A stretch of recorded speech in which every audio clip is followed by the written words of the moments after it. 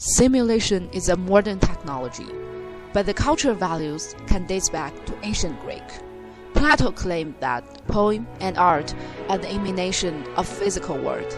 He called it mimesis. He believed that reality lies in mind rather than in presentation, and therefore poem and art are far from reality. Aristotle contended that poem and art not just imitating reality, but represented through their creative ways as well.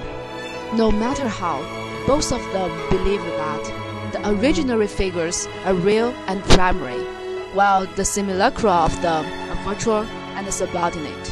However, Baudrillard pointed out that in modern information age, the line that distinguished reality and virtuality is gradually disappearing. There's no real, there's no imaginary, he said, because the whole world could be represented by the symbols with abstract meanings.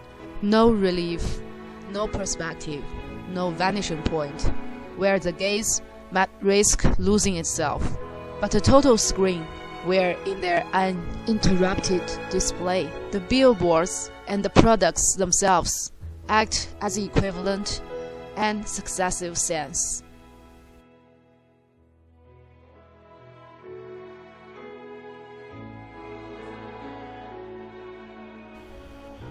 The advancement of modern technology made people impossible to distinguish the real from its simulacra. How do people know if something is a real existence or not? They can watch by eyes, touch by hands, listen by ears, but what they get is actually the signal of light, the wave of sound, and the sense and impulses of hand nerve. In other words, even there were no this light, this sound, or even the existence of this real object, when you receive the information of the electronic signals about a certain object, to you, this object is real. Therefore, once you receive enough signals, it is hard for you to tell if the object described by these signals is a real or a virtual thing.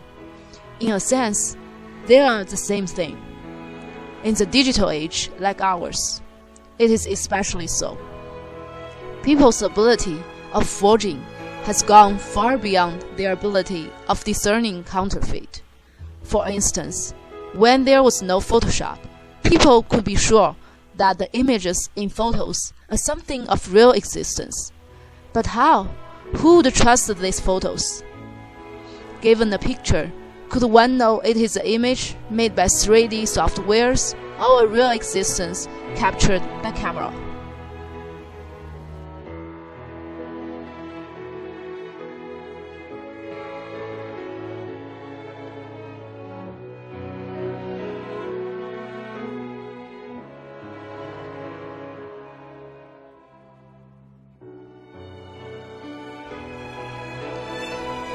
In light of Baudrillard, not just the line between the original figure and its simulacra is getting ambiguous, the existence of the original figure itself is open to doubt.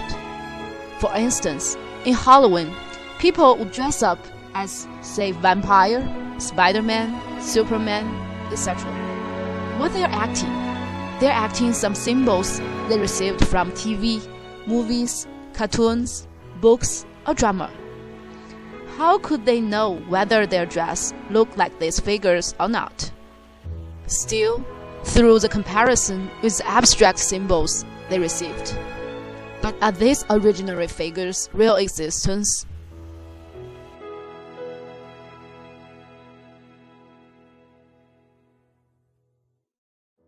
Hyperreality is something more real than the real. Baudrillard cited Disneyland as an example to explain hyperreality. Disneyland is a miniature world of people's dream, a utopian that represents beauty, peace, and happiness. As Baudrillard believed, it is a hyperreal world, a world more real than the real world, and it hides all the real bloodness of capitalism and cruelty of life. The postmodern capitalism, therefore, becomes a symbolic illusion.